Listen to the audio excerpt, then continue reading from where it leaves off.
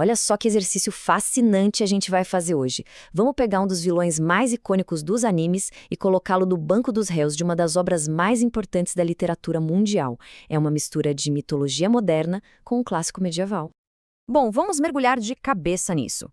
A ideia aqui é a seguinte: pegar um dos antagonistas mais notórios de Os Cavaleiros do Zodíaco, o Máscara da Morte, e submetê-lo a um julgamento. Mas não um julgamento qualquer, um julgamento segundo as leis do inferno de Dante.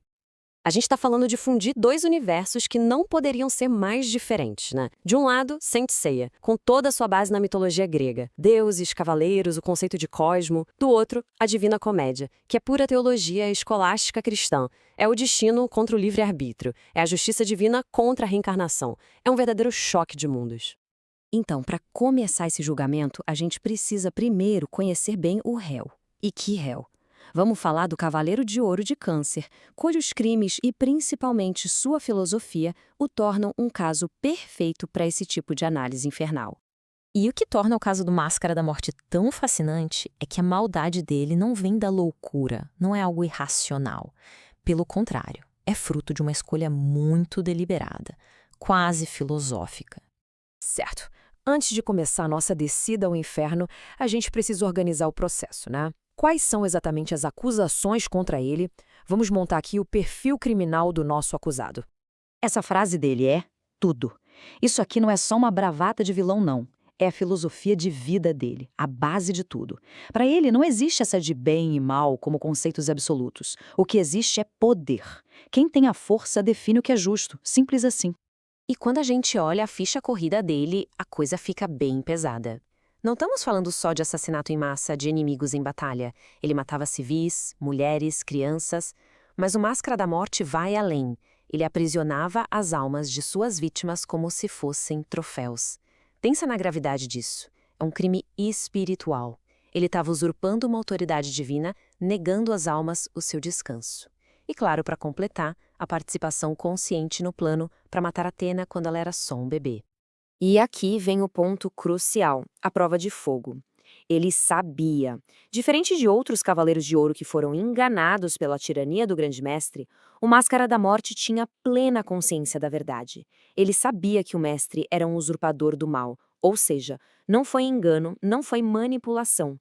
Foi uma escolha totalmente consciente de trair seu juramento, sua deusa e tudo que ele deveria proteger. Bom, com as evidências todas na mesa, agora a nossa investigação de fato começa. Vamos seguir a alma do Máscara da Morte em sua jornada pelo além e ver em qual dos 9 círculos do inferno ela seria sentenciada. A primeira parada que vem à mente é o 7º círculo, o lar dos violentos. Lá, os assassinos são punidos sendo fervidos em um rio de sangue. Parece um bom encaixe para um matador em massa, certo? Ser punido no próprio sangue que ele derramou. Mas será que é só isso? Na lógica de Dante, a resposta seria não, é insuficiente. Porque a violência dele era apenas a ferramenta. O pecado principal era outro, maior. E segundo as leis do inferno, usar razão para cometer o mal é sempre considerado muito pior do que a simples brutalidade. A traição consciente dele o impura para muito, muito mais fundo. Então que tal o 8º círculo, o dos fraudulentos? Ali ficam aqueles que usaram a inteligência para enganar, para corromper.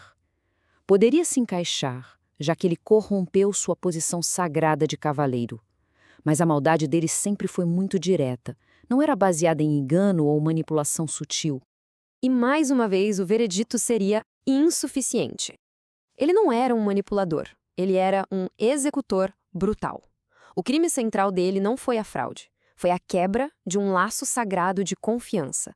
E para esse tipo de pecado, Dante reservou o lugar mais terrível de todos. Bom, já eliminamos os círculos superiores, então só nos resta um único destino possível. A nossa investigação nos leva agora para o fundo do poço, para o lugar mais profundo e terrível de todo o inferno, o lago congelado do Cócito. O 9º círculo é o lugar dos traidores. Para Dante, esse é o pior pecado que um ser humano pode cometer. E ele é dividido em 4 zonas, cada uma punindo a traição de um laço sagrado diferente. Traidores da família, da pátria, dos hóspedes e, por fim, a pior de todas, a traição contra mestres e benfeitores. E é aqui que o martelo bate. Veredito final, Judeca, a zona mais profunda do nono círculo. Por quê? Porque ele cometeu a traição suprema contra sua mestra e benfeitora, a deusa Atena. Isso o coloca na companhia dos traidores mais infames da história, como Judas, Brutus e Cássio. Não há lugar mais fundo para ir. Ok, o local do cumprimento da pena foi definido. Mas qual é a sentença? No inferno de Dante, a punição nunca é aleatória. Ela sempre se conecta ao crime de uma forma simbólica, numa espécie de justiça poética. Esse conceito é conhecido como contrapasso. A punição é um espelho do pecado. E no caso do Máscara da Morte, cada detalhe da sua condenação é uma inversão perfeita e aterrorizante de tudo que ele foi em vida. Vamos analisar isso com calma. Em vida, ele tinha o poder de se mover livremente entre o mundo dos vivos e o dos mortos. Na sua punição, ele fica congelado, totalmente imóvel. Ele sentia prazer nos gritos das almas que aprisionava. No inferno, silêncio absoluto e eterno. Ele era o mestre do cosmo, uma energia quente, explosiva. Lá, frio absoluto.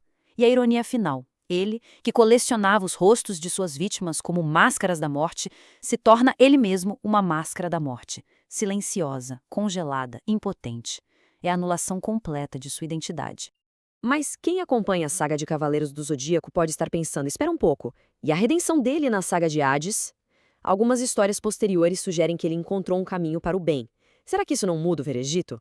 Essa é uma excelente questão, mas do ponto de vista estritamente das leis de Dante, a resposta é um sonoro não. A defesa poderia argumentar que ele agiu pelo bem na saga de Hades. A promotoria dantesca responderia: isso aconteceu depois da morte dele. O julgamento acontece no exato instante da morte, com base no estado da alma naquele momento. A defesa poderia insistir dizendo que um spin-off mostrou que ele tinha bondade no coração. A refutação seria ainda mais implacável. Isso só prova que a maldade dele foi uma escolha de livre-arbítrio, tornando-o mais culpado e não menos. Portanto, o veredito se mantém. A análise confirma que a traição consciente e calculada contra sua deusa é o pecado supremo. A sentença é final, uma eternidade congelada no lugar mais profundo do inferno. Isso tudo nos deixa com uma pergunta final, uma que ecoa muito além desse exercício. Se o mal é uma escolha consciente, será que um ato de bondade, mesmo que genuíno, pode realmente apagar uma vida inteira de atrocidades? Ou existem escolhas que selam o nosso destino de forma definitiva?